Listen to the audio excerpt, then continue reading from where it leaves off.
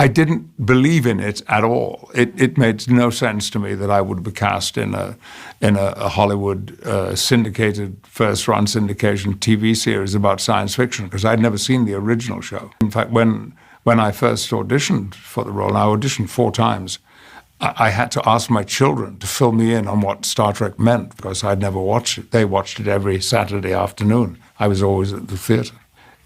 It seemed to me an absurd notion to cast a middle-aged, bald, English classical actor in a science fiction TV series.